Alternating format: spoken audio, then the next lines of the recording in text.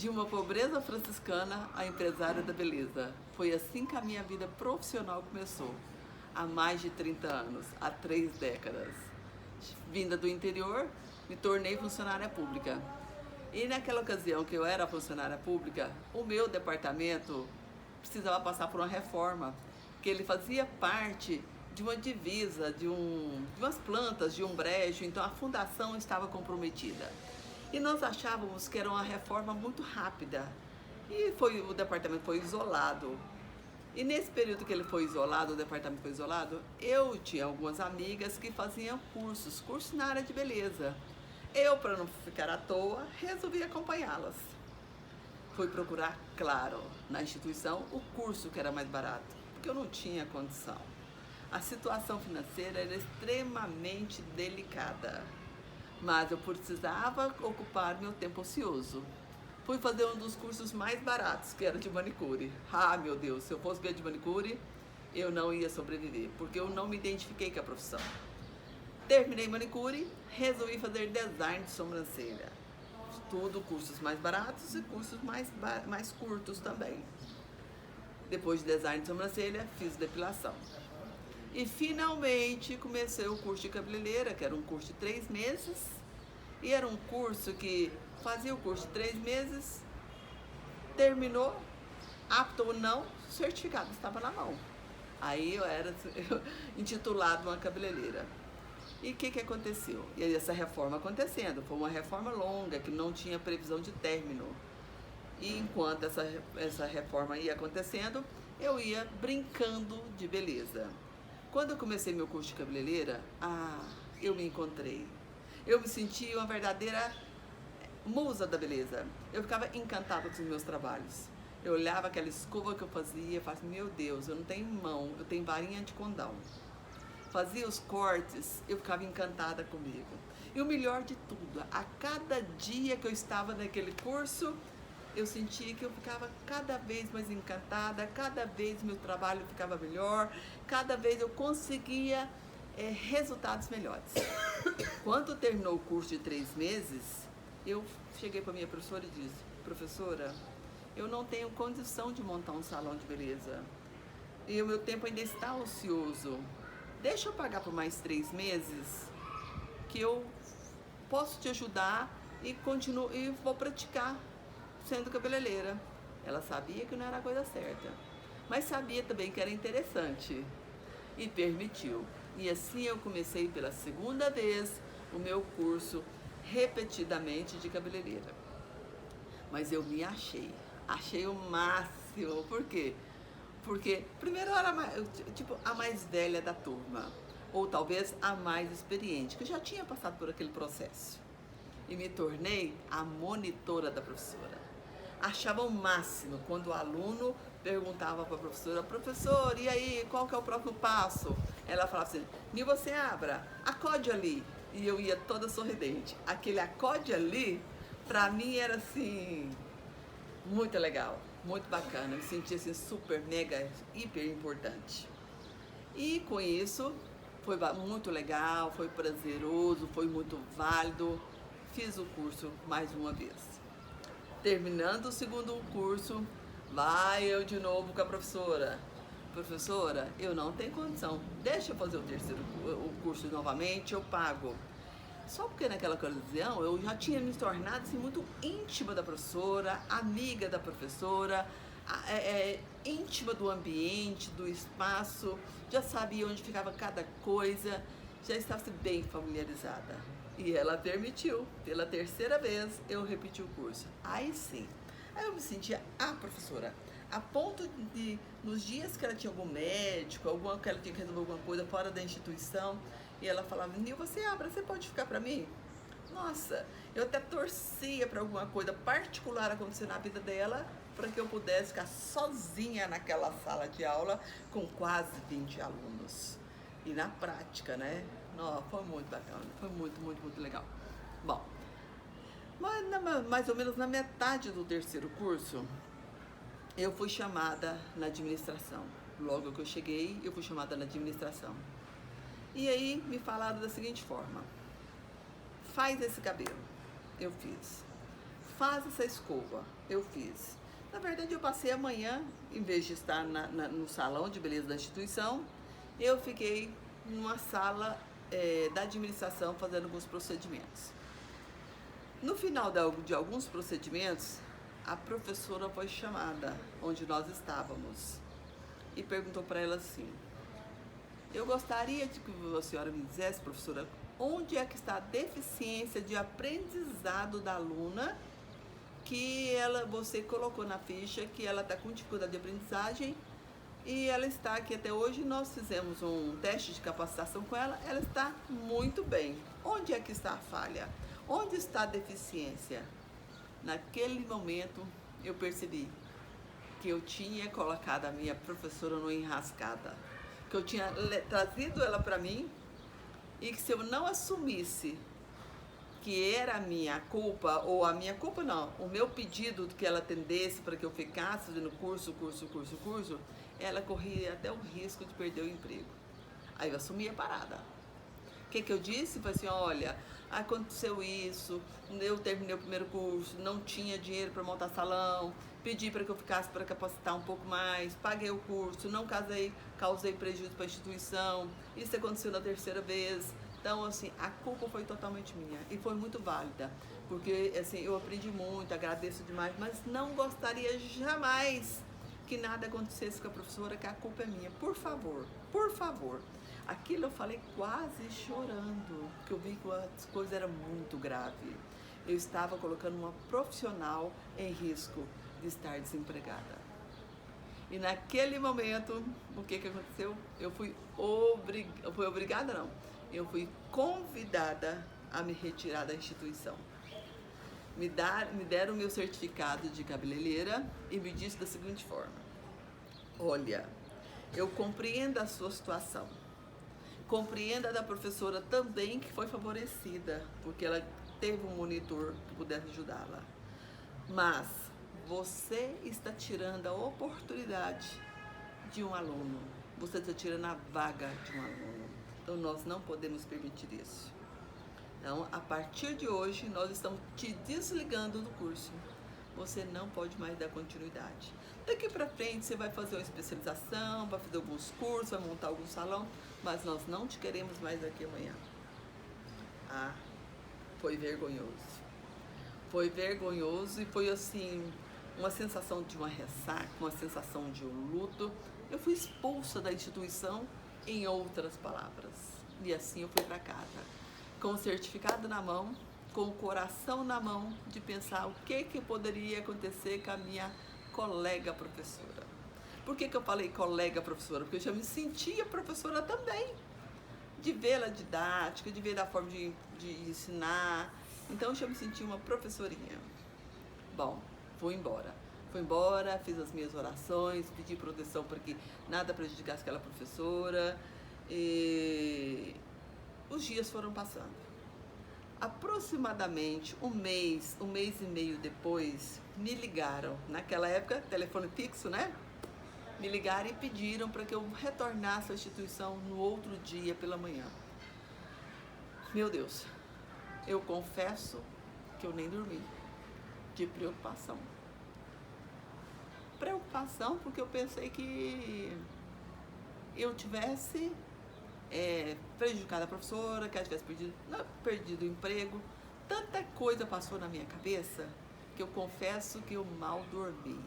Eu passei a noite. Quando eu cheguei na instituição, que subi aquelas escadas, o meu sentimento, o meu coração, ele não acompanhava as batidas do meu coração, que era muito acelerada. Muito, muito, muito acelerada. Cheguei assim, ofegante, o que estaria à minha espera? E aí, me disseram da seguinte forma: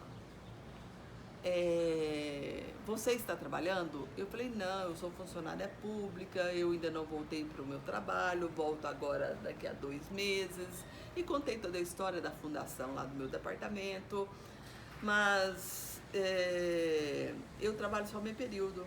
Aí eles me perguntaram, fizeram algumas perguntas que eram de praxe e me disseram da seguinte forma: essa instituição está abrindo outras outras filiais em outros setores aqui em Goiânia.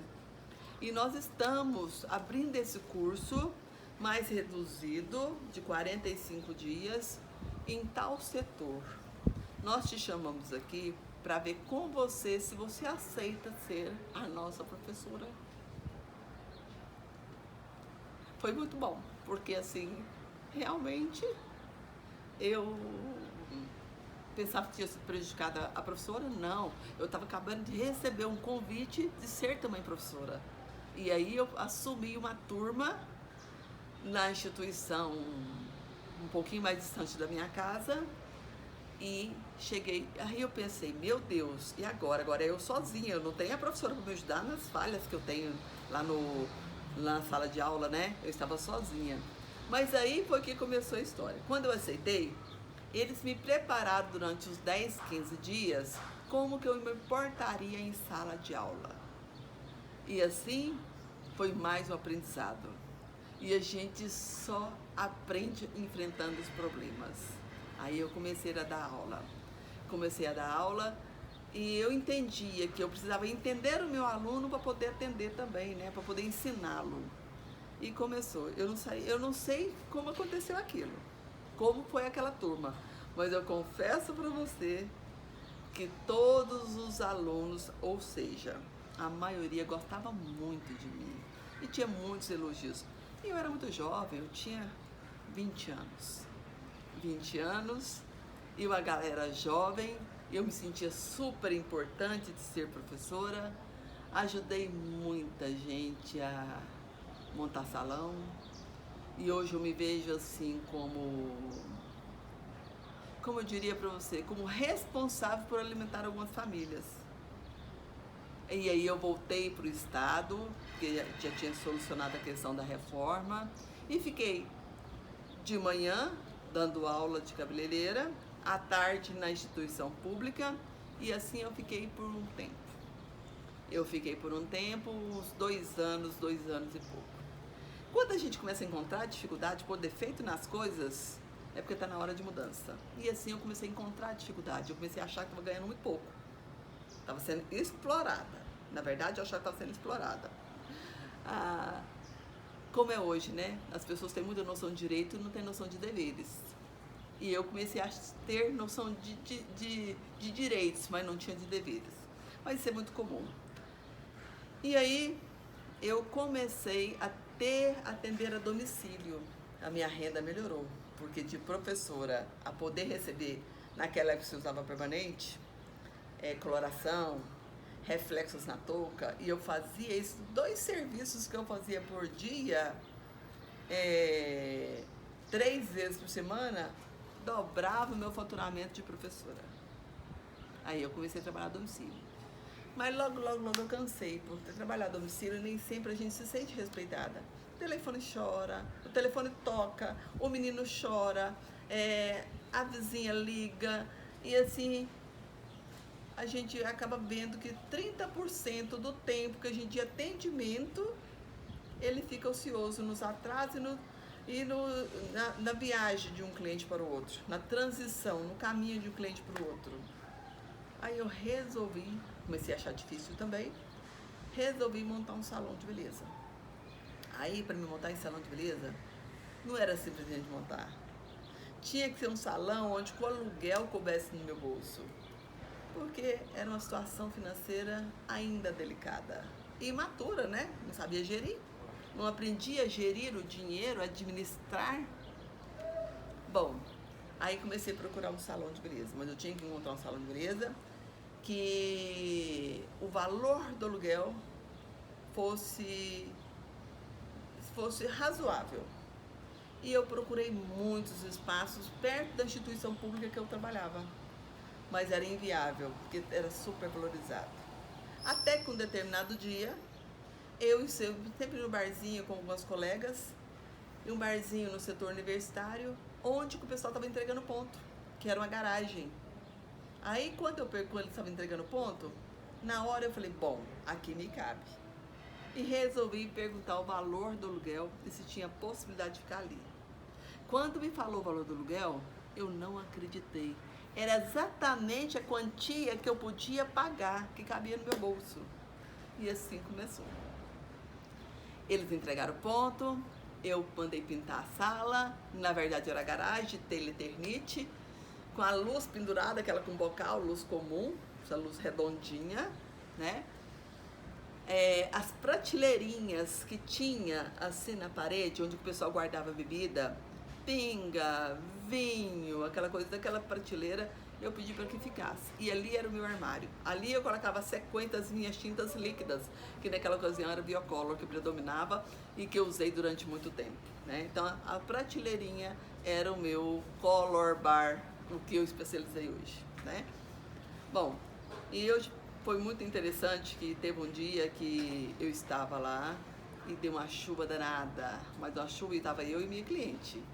E nós estávamos lá, eu atendendo ela, e era um temporal, mas era um temporal danado.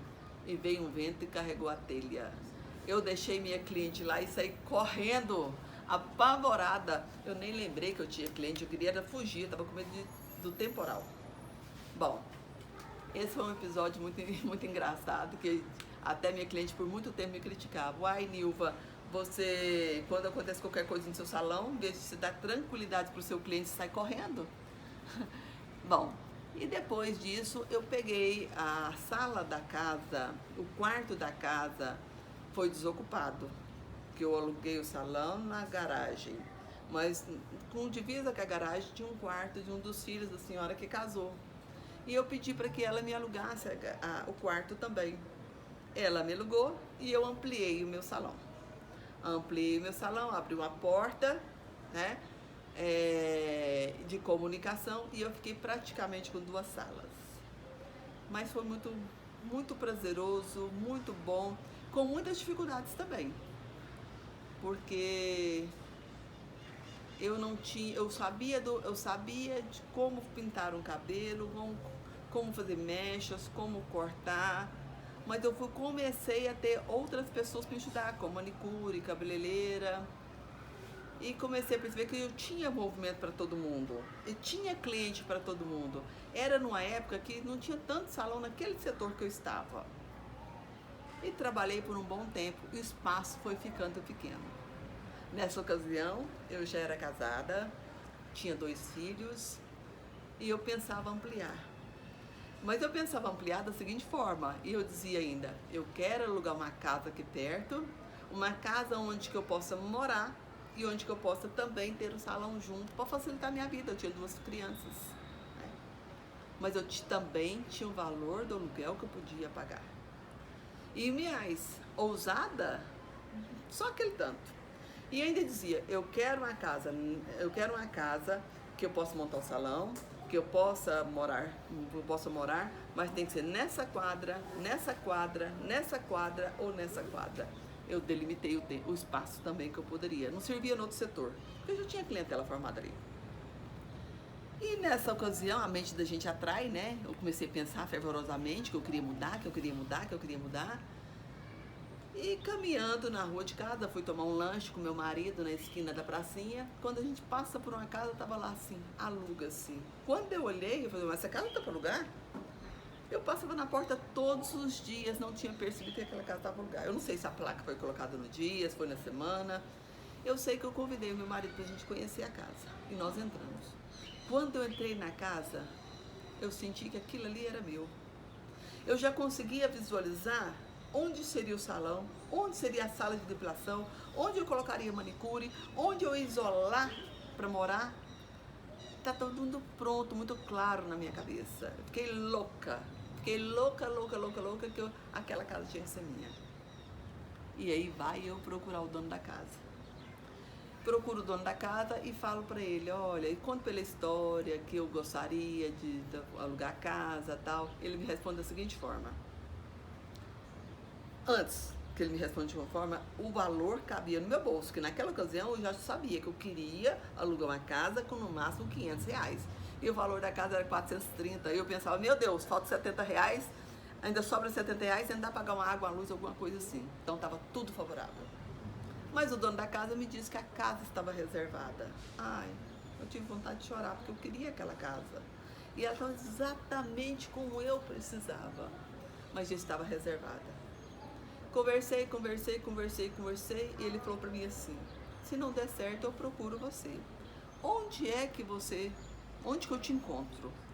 E eu falei assim: sabe aquela quadra ali, naquela esquina ali, em frente aquele edifício de prédio, aquele edifício baixinho com a gradezinha? Em frente tem um salão de beleza, tem umas grades. É ali o meu salão de beleza, chama Seabra Cabeleireiros. Ele olhou para mim assustado e falou assim: oi, mas qual que é o seu nome? Eu falei: Nilva. Nilva Seabra? Eu falei assim: eu sou do Seabra Cabeleireiros. Ele falou assim: bom, a minha irmã é sua cliente, não é? Eu falei assim: quem que é sua irmã? Ele disse o nome dela. Eu falei assim: minha cliente. Ele falou: pois é, ela reservou a casa para você. Eu não acreditei. A casa estava reservada para mim, a casa que eu sonhei, que eu podia pagar o valor do aluguel, que acolhia a minha família, que tinha o salão. O sonho estava começando. Um sonho de poder resolver tudo isso.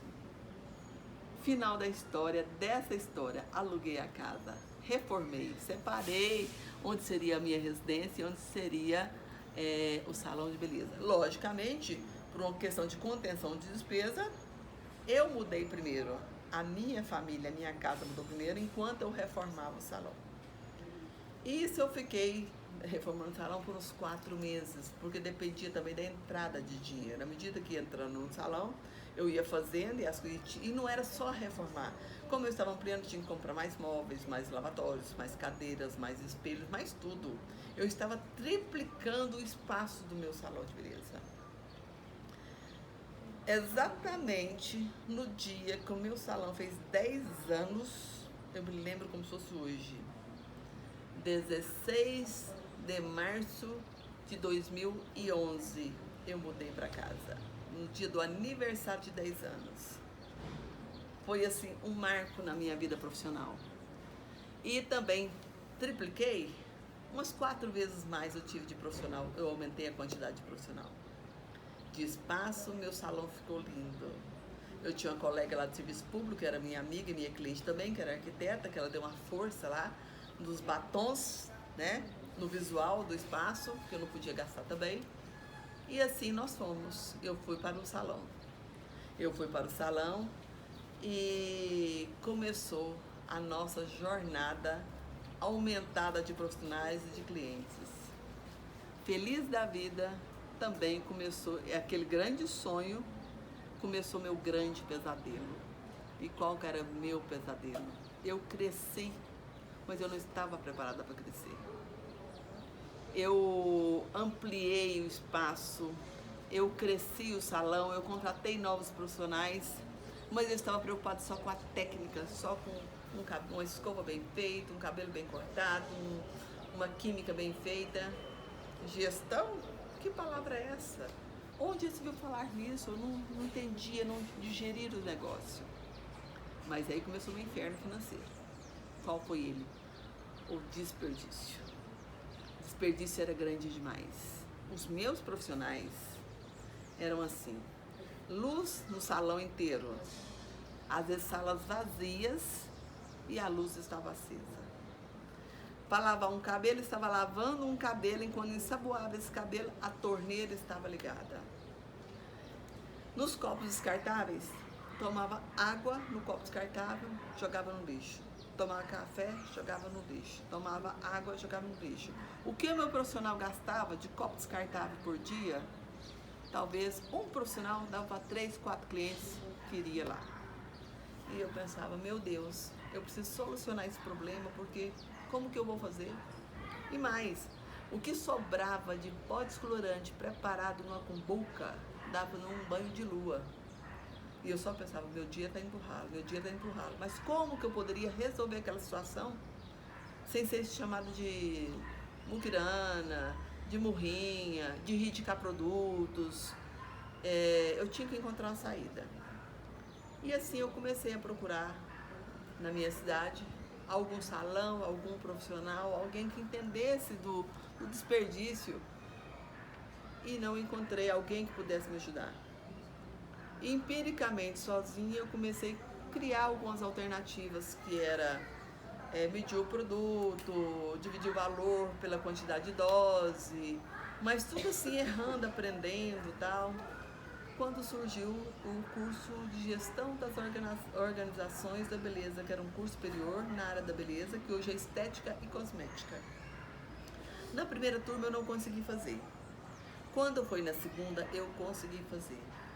Com o intuito de aprender a administrar meu negócio, de aprender a evitar o desperdício do meu salão. Mas naquela instituição também, na faculdade, era um curso novo, os professores não eram do segmento da beleza, só tinha um que era cabeleireiro, que foi o que eu me aproximei, né? E os colegas também, os colegas que eram profissionais também, não entendiam da minha dor. E eu falava o tempo todo que eu tinha que solucionar aquele problema, eu tinha que entender da gestão de estoque do meu negócio, gestão de produtos, gestão de desperdício. Bom, quando tinha professor de áreas afins, a faculdade me ajudou, mas não foi tanto assim, mas abriu meus horizontes para que eu pudesse solucionar o meu problema, porque onde tem um problema, o problema é a solução. E aí, quando chegou na hora do TCC, eu cheguei perto do meu grupo, que era um grupo, e falei, eu só vou fazer se for ensino de gestão de estoque para salão de beleza. As minhas colegas estavam se lixando para isso, mas elas queriam pegar beira no meu projeto também, e talvez não tivesse um interesse por nenhum assunto, e nós ficamos, o grupo, focando nisso, de como fazer uma gestão de estoque para salão de beleza, mas sem nenhum conhecimento, sem nenhum material didático, sem nenhuma literatura, sem nenhum livro, sem fonte de pesquisa que pudesse nos ajudar. Procuramos muito, não tinha. Mas uma coisa que me deu respaldo na construção do meu TCC, minha conclusão de curso, foi a nutrição. A nutrição trabalha com pequenas porções. E eu conheci uma pessoa próxima, bem próxima de mim, que era encantada com o meu trabalho, e foi ela que me deu suporte. E que ela dizia, Nilva, na cozinha a gente pesa tudo, até para carne a gente tem a quantidade de sal exata, para uma festa a gente tem a quantidade de arroz exata. Eu acho que você pode pegar a nutrição para ela te dar uma força nisso. E foi a nutrição que me deu embasamento para que eu pudesse criar o meu trabalho de conclusão de curso, que era o meu TCC. Fiz, hoje ele está disponível na Universidade Estadual de Goiás, gestão de estoque para salão de beleza. E eu tive condições de ajudar outros colegas, porque hoje eu sei no procedimento a quantidade que vale cada porção de cosmético. De um serviço eu sei separar o valor do produto, o valor da mão de obra, o valor dos fixos. E hoje se tornou o meu legado, poder ajudar outras pessoas. Ajudar outras pessoas a entender, porque o desperdício não serve para ninguém, o desperdício não serve para mim, não serve para você, não serve para o cliente e ainda contamina o meio ambiente, né?